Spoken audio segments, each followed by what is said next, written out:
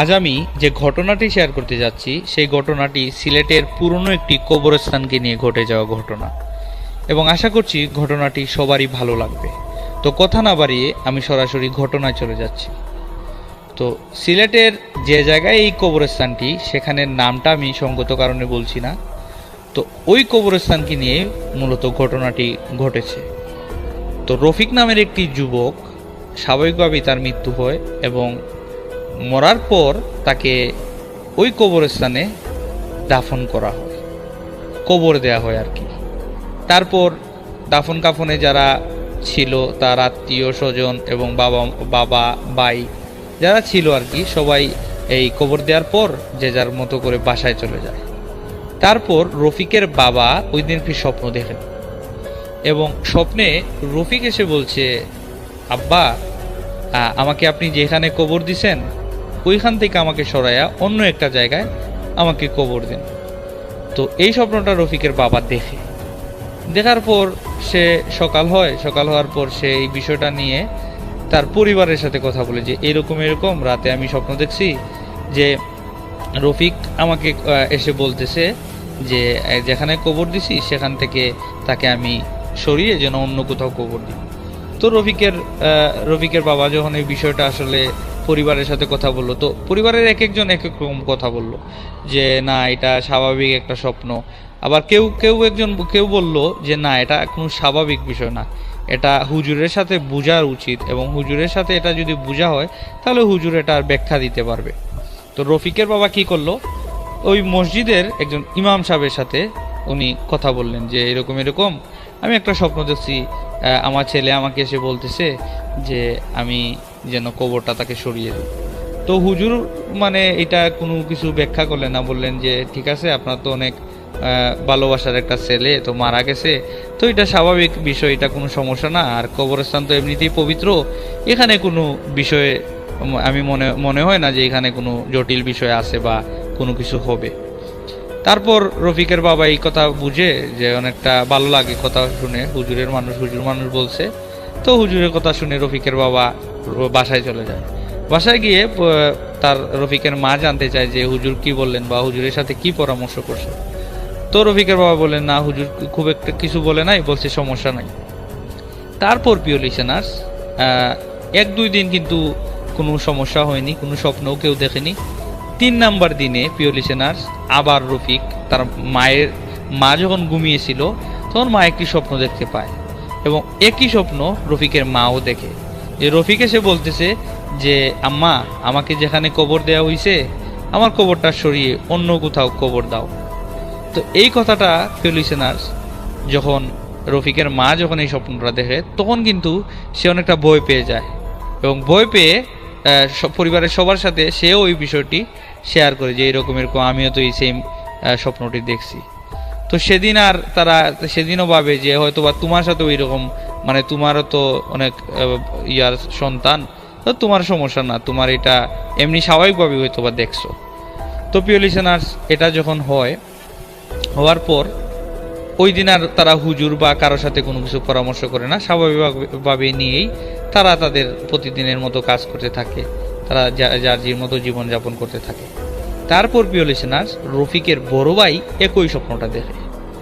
তো রফিকের বড় ভাই যখন স্বপ্নটা দেখে তখন তার মা বাবার কাছে আবার এই বিষয়টা শেয়ার করে যে আম্মা, এখানে আমার মনে হইতেছে, রফিকের বড় ভাই বলতেছে আর কি, যে আমার মনে হচ্ছে এখানে কোনো সমস্যা আছে, কারণ এক স্বপ্ন বাবা দেখলো এবং তুমি দেখলা, আম্মা তুমি দেখলা, এবং আমিও একই স্বপ্ন দেখলাম, তাহলে তো এখানে অস্বাভাবিক কোনো বিষয় আছে। তো তারা সেই মসজিদের ইমাম সাহেবের কাছে আবার যান, আবার গিয়ে হুজুরকে বিষয়গুলা বলেন যে হুজুর, আমি তো আসছিলাম, রফিকের বাবা আর কি বলে হুজুরকে বলতেছে যে হুজুর, আমি আসছিলাম, এরকম স্বপ্ন দেখছি, তো এখন আমি দেখার পর 3 নম্বর দিনে আমার ওয়াইফ দেখছে এবং আমার ছেলে দেখছে 4র্থ নম্বর দিন। তো এটা শুনে হুজুর অনেকটা অবাক হয়ে যান, এবং অবাক হয়ে বলেন যে আসলেই এটা কোনো অস্বাভাবিক কোনো বিষয় আছে বা কোনো একটা সমস্যা আছে, যে কারণে ও স্বপ্নে আসতেছে, সে এটা বলতেছে।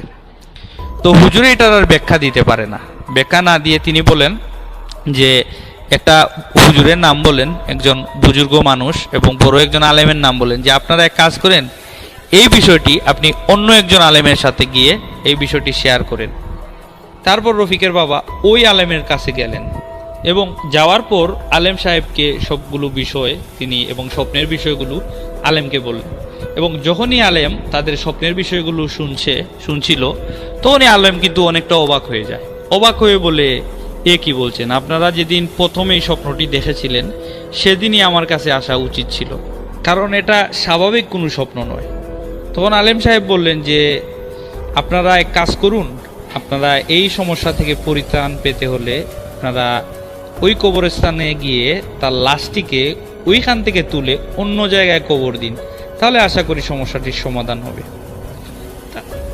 তারপর প্রিয় লিসেনার্স, রফিকের বাবা ওই কবরস্থানে চলে গেলেন তার বড় সন্তানকে নিয়ে। যাওয়ার পর ওই কবরস্থানের কর্তৃপক্ষের সাথে যোগাযোগ করেন এবং বলেন যে তার ছেলের কবরটা অর্থাৎ রফিকের কবরটা আবার যেন খনন করা হয় এবং তাকে সরিয়ে অন্য জায়গায় কবর দেওয়ার ব্যবস্থা করা হয়। তো এই কথা বলার পর ওই কবরের কর্তৃপক্ষরা বিভিন্ন কথা বললো যে না, এটা কিভাবে সম্ভব? একজন মানুষকে কবর দেওয়া হয়েছে, এখন আবার বলতেছেন অন্য জায়গায় তাকে আমরা আবার ওইখান থেকে তুলে আরেক জায়গায় কবর দিব, এটা তো অসম্ভব বিষয়, এটা সম্ভব না, এটা আমরা পারবো না। তো এই কথা বলার পর ওই রফিকের বাবা কি করলেন, ওই কবরস্থানের যে সভাপতি ছিলেন, যার দায়িত্বে ছিল কবরস্থানটি, তার কাছে গেলেন, গিয়ে বললেন যে এরকম। তো ওই সভাপতিও বলল যে এখানে যেহেতু আপনার ছেলের কবর দেয়া হয়েছে, তো আপনারা আরেক জায়গায় কেন কবর দিতে চাচ্ছেন? তো এটা তো আসলে ঠিক না।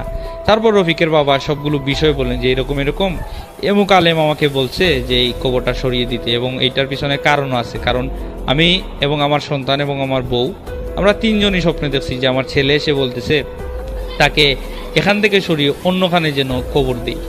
তো প্রিয় লিসেনার্স, এই কথা শুনে ওই মসজিদের কর্তৃপক্ষের যিনি ছিলেন তিনি বললেন, আচ্ছা ঠিক আছে, আমি বুঝতে পারছি বিষয়টা, তো আপনি এক কাজ করেন, আপনি ওই কবরেই যান এবং আমি আমার এই কবরস্থানে যারা কাজ করে তাদেরকে বলে দিচ্ছি তারা যেন আপনাকে ব্যবস্থা করে দেয় এবং কবরটি স্থানান্তর করে অন্য জায়গায় যেন তাকে কবর দেয়া হয়।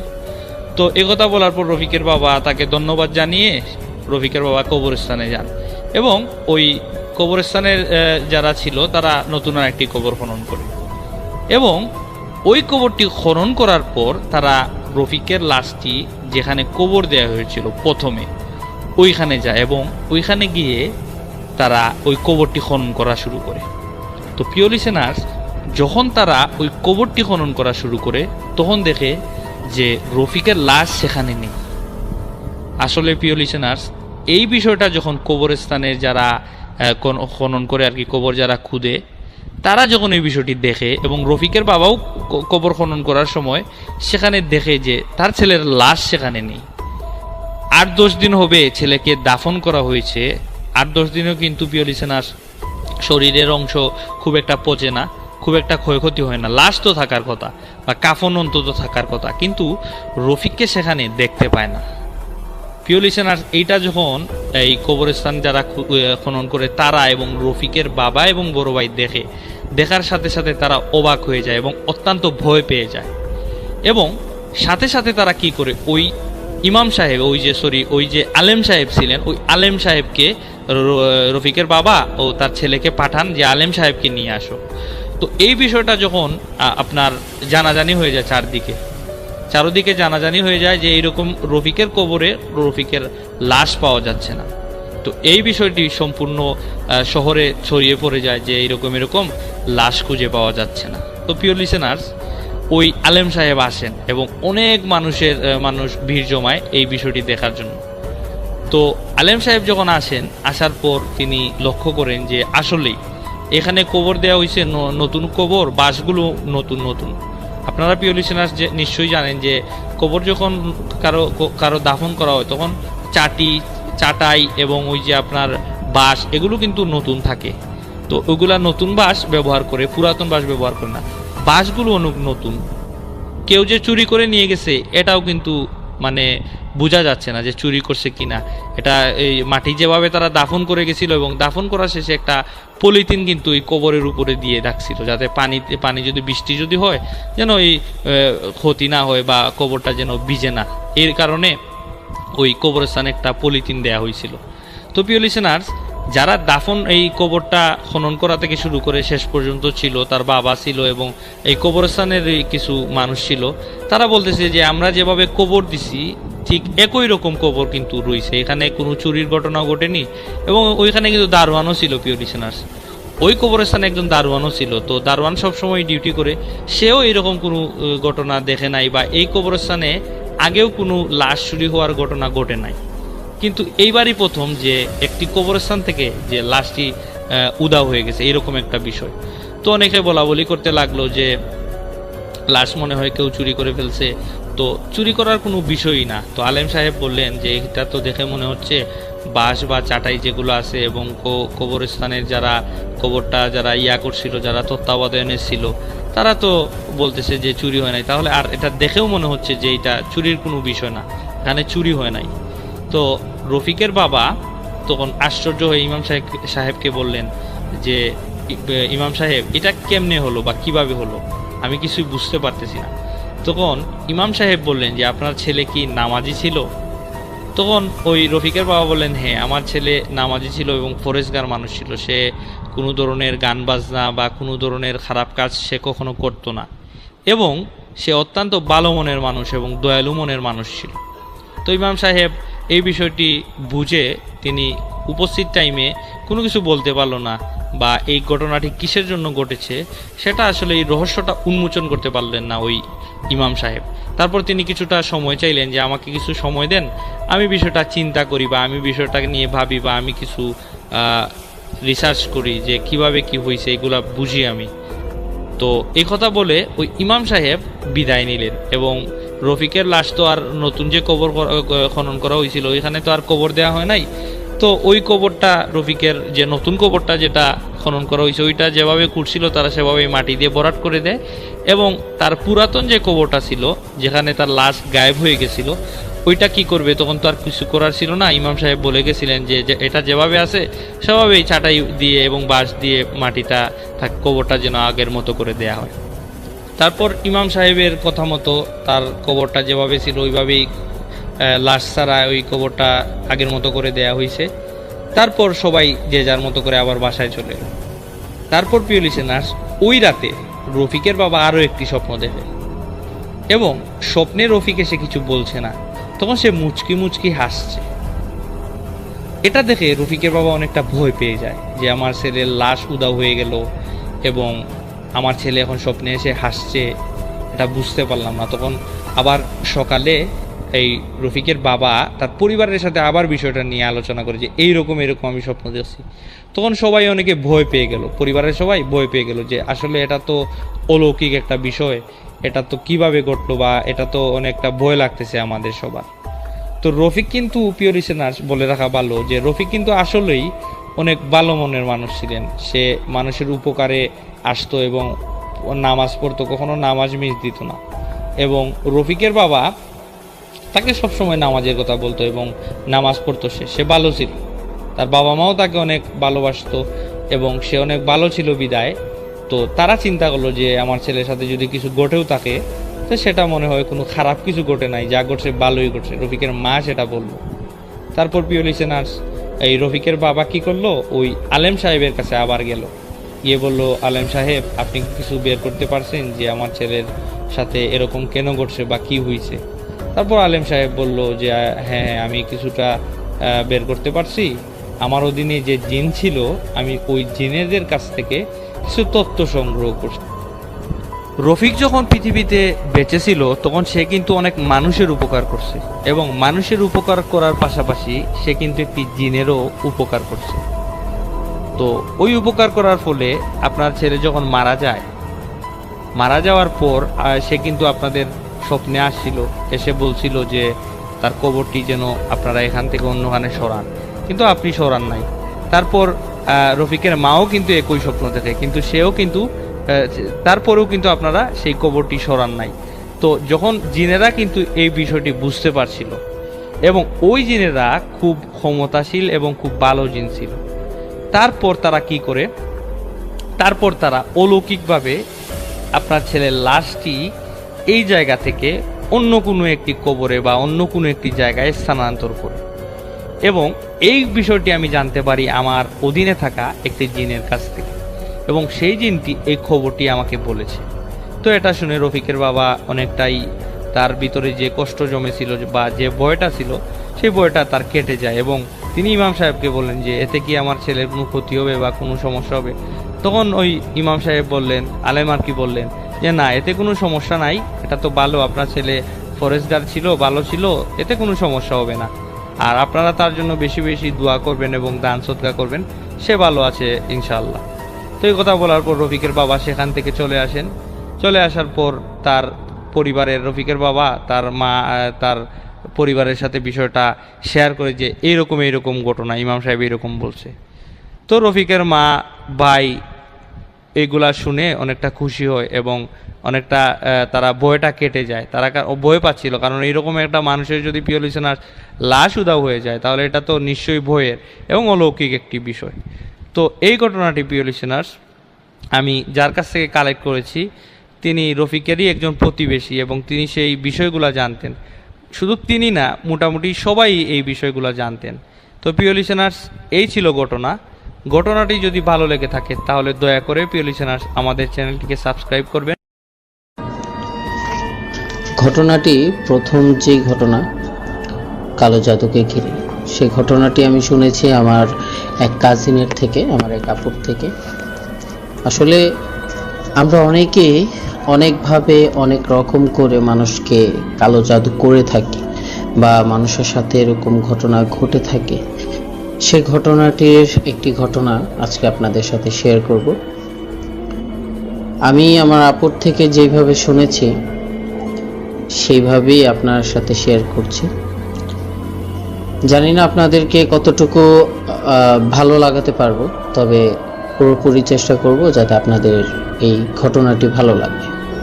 তো চলুন বেশি দেরি না করে ঘটনাটিতে চলে যাওয়া যাক। ঘটনাটি কিছুদিন আগের ঘটনা। কিশোরগঞ্জ জেলার কিশোরগঞ্জ থানার একটি গ্রাম হচ্ছে পাবইকান্দি। সে পাবইকান্দিকে ঘিরেই ঘটনাটি। আসলে আমরা 3 বোন, সেই 3 বোনের মাঝে আমার যে ছোট বোন, সে ছোট বোনের মাত্র 15 বছর। ও খুব ছটফটে ছিল, খুব চঞ্চল ছিল, দৌড়াদৌড়ি করতো, খুব মজা করতো, হাসি ঠাট্টা করতো, এদিক ওদিক ছুটে বেড়াতো। ও তখন 9-এ পড়ে, ক্লাস 9-এ। আপনার সবকিছু মিলে আমার ফ্যামিলির সব দিক দিয়ে ভালো যাচ্ছিল। আমরা সবাই সুখী একটা ফ্যামিলি বলে ওই ফ্যামিলিটাই আমাদের ছিল, খুব হ্যাপি ফ্যামিলি। তো আমরা সবাই যখন ধানের সিজন আসে আমরা সবাই ধান নিই। বিকেলবেলা আমি, আম্মু আর হচ্ছে আমার মেজো বোন, তো আমরা তিনজন মিলে ধান নিচ্ছিলাম, মানে ধান শুকাচ্ছিলাম। তখন আম্মু ঘরে যায় আর আমি বাহিরে বসে ধান পাহারা দিচ্ছিলাম যাতে মুরগিতে আপনার ধান না খেয়ে ফেলে। আর আমার মেজো বোন আমার পাশেই বসেছিল। হঠাৎ করে আমার বোন স্কুল থেকে আসলো, ছোট বোন, ওর নাম ফারজানা আসে স্কুল থেকে। যখন ও স্কুল থেকে আসে নর্মালি ছিল, স্বাভাবিক আর 4টা দিনের মতোই ছিল। ও খুব ছটফট করছিল, মজা করছিল। স্কুল থেকে এসে ব্যাগটা রেখে আমাদের সাথে মজা করতেছিল। তো ওকে বললাম যে যা ঘরে যা, এখন তুই ফ্রেশ হয়ে খাওয়া দাওয়া করে একটু ঘুমা, কারণ স্কুল থেকে এসেছিস খুব ক্লান্ত, তুই গিয়ে ঘুমা। তো তখন ও ঘরে যায়, ঘরে গিয়ে আবার চলে আসে। যখন ঘরে যায়, ঘর থেকে আবার চলে আসে, তখন ওর ফেসটা একটু অন্যরকম ছিল।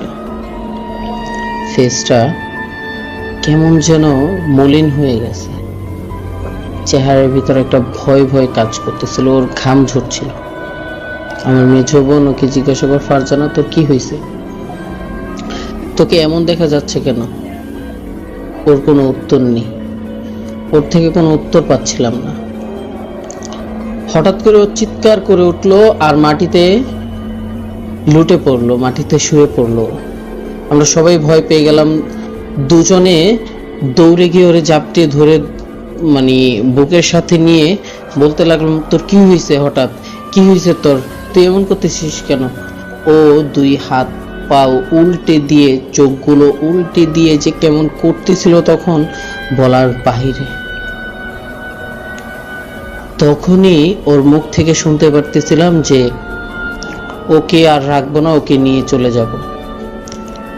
তখন আমরা স্বাভাবিকের মতো ভয় পেয়ে যাই যে কি বলতেছে ও। হঠাৎ চোখ উল্টে দিছে, মুখ যেন কেমন ফ্যাকাশে হয়ে গেছে, হাত পাউটি উল্টে দিয়ে হাত পাও মানে ভেঙে ফেলবে এমন মনে হইতেছে। আর মানে চুল টুল ছাড়া কেমন যেন করতেছে। ওর চিৎকারে আম্মু ঘর থেকে দৌড়ে আসছে। কি হয়েছে কি হয়েছে? ওর এই অবস্থা থেকে তো আম্মু পুরোই কান্নাকাটি শুরু করে দিয়েছে। আম্মু যখন কাঁদতেছিল তখন আম্মুকে আমার মেজো বোন গিয়ে সান্ত্বনা করতেছে যে আম্মু তুমি কান্না করো না, সমস্যা নাই, দেখি কি করা যায়। এর মধ্যে আমাদের যে পাড়া প্রতিবেশী ছিল আমার এক কাকা, উনি আসে। উনি আসার পরে এটা দেখে উনি স্বাভাবিকের মতো একটা ইয়াসিন সূরা পড়ে, আর কি কি সূরা যেন পড়েও উনি পড়ার পর উনি ফু দেয়। এটা মানে আমার বোনের উপর, ফারজানার উপর ফু দেওয়ার পরে ও একটু স্বাভাবিক হয়, নর্মাল হয়। তখন ওকে ঘরে নিয়ে যাই, নিয়ে গিয়ে ওকে শোয়াই ওর মাথায় একটু পানি দিই। পানি দেওয়ার পর আম্মুকে বলি যে তুমি চিন্তা করো না, ঠিক হয়ে যাবে, আব্বু আসুক, দেখি কি করা যায়। পরে ওই আঙ্কেল বলতেছে যে একটা কবিরাজ ডাক দাও, একটা কবিরাজ আনলে ভালো হবে। তখন আমরা বলতেছি যে হঠাৎ কবিরাজের কাছে নিয়ে যাব, আগে বিষয়টা দেখি, আব্বু আসুক, আব্বুর সাথে শেয়ার করি। তখন বলতেছে যে আঙ্কেল বলল যে দেখো এটা কিন্তু পরিস্থিতি পরে খারাপের দিকে যাবে, ভালোর দিকে যাবে না। তো সবসময়ের মতো আর কিছু বলি নাই, দেখি যে কি হয়। ও যেহেতু একটু শান্ত হয়েছে, দেখি কি হয়। হঠাৎ করে আবারও এরকম চিৎকার শুরু করে। ওকে ধরার মতো শক্তি আমাদের কারো কাছেই ছিল না। ও এদিক ওদিক ছুটতে লাগলো, ঘরের এই কোণা থেকে ওই কোণা, নিজের মাথা দেয়ালে মানে বাড়ি দিচ্ছে আর চুল টেনে টেনে বলছে যে ওকে নিয়ে যাব, ওকে আর তোদের মাঝে রাখবো না, ওকে আমার খুব ভালো লাগছে, এগুলো বলতেছে। আর ও নিজের মাথা দেয়ালের সাথে বাড়ি দিচ্ছিল। তখন একটা বোনের সামনে আরেকটা বোন এরকম যদি করে, তখন যেই সিচুয়েশনটা হয় সেটা আমার মাঝে যে কেমন লেগেছিল সেটা একমাত্র আমিই জানি। তখন আর বেশি কিছু 4-5 না ভেবে আমি আঙ্কেলকে বলি যে আঙ্কেল আপনি একটা কবিরাজ ডাকেন, একটা কবিরাজ ডাকেন। তো আমরা ওকে সামলাই, আঙ্কেল যায় বাহিরে গিয়ে একটা কবিরাজ, প্রায় দেড় ঘন্টা পর একটা কবিরাজ নিয়ে আসে। আসলে আমরা অনেকেই কবিরাজকে বিশ্বাস করি, অনেকে বিশ্বাস করি না। কারণ যারা কবিরাজকে বিশ্বাস করি তারা অবশ্যই আমরা প্যারানর্মাল যে ভূত বিষয়গুলো সেগুলো বিশ্বাস করি। আর যারা কবিরাজকে বিশ্বাস করি না তারা তো ভূত বা প্যারানর্মাল কি জিনিস সেটাকেও বিশ্বাস করি না। আসলে বিশ্বাস করাটা না করাটা যার যার ব্যক্তিগত বিষয়। তো যখন কবিরাজকে নিয়ে আসে তখন আমার বোন কবিরাজকে দেখেই একটু মানে অন্যরকম হয়ে যায়, ভয় পায়। এমন মনে হচ্ছিল যে কবিরাজকে দেখে উনি ভয় পাইতেছে। তো আমার বোন একটা দেয়ালের এক কোনায় গিয়ে মানে জড়ো হয়ে বসে আছে। কবিরাজকে দেখি আমরা আরো সামনে যাই না, কবিরাজ বলে যে আর সামনে যাওয়ার দরকার নেই। তখন উনি সামনে গিয়ে ওর সামনে বসার পর ওকে বলতেছে যে কি হয়েছে, তোমার কি সমস্যা, তুমি আমাকে খুলে বলো। ও বলতেছে যে ওরে আমার খুব ভালো লাগছে, ওরে আমি নিয়ে চলে যাব, তোরা কেউ আমার আটকাইস না, আমি নিয়ে চলে যাব।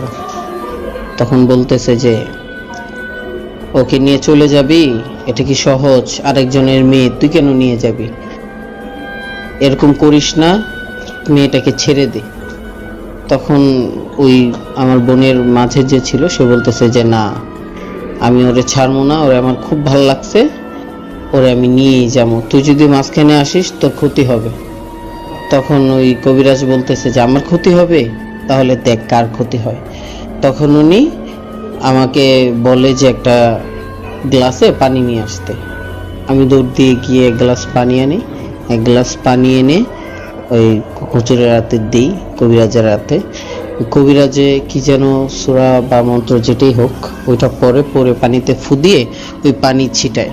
পানি ছিটানোর পরপরই মানে ওর শরীর থেকে ওইটা ছুটে যায়। ছুটে যাওয়ার সাথে সাথে হুজুর বা ওই কবিরাজ ওর হাতে একটা লাল সুতো দিয়ে মানে 7টা গিট বেঁধে তারপরে ওর হাতে বেঁধে দেয় যে এই সুতোটা কোনোভাবেই যাতে ও না খুলে। আর ওর এই রোগীর মাকে পরে আমার আম্মুকে ডাক দেয়। আমার আম্মু যায় ওনার পাশে, যে রোগীর বাবা কোথায়। পরে বলে রোগীর বাবা তো কাজে, আমরা এখনো তাকে কিছু বলি নাই বিষয়টা। তো বলে যে দেখেন যদি এটাকে ছাড়াতে হয়, আসলে ওর সাথে কথা বলে যা বুঝলাম যে ও একটা বাজে জিন আপনার মেয়ের উপরে ভর করছে। আসলে ভর করছে বলতে ভুল হবে, আপনার মেয়েকে কেউ কালো জাদু করছে এই জিনের মাধ্যমে। তো যে আপনার মেয়েকে মানে নিজের করে চাইতেছে ওই লোকটাই বা ওই ব্যক্তিটাই এই জিনটাকে দিয়ে মানে কোনো হয়তোবা কবিরাজ দিয়ে ওকে কালো জাদু করছে, বশ করার জাদু করছে। তখন তো আমার মা শুনে খুব কান্নাকাটি করতেছে।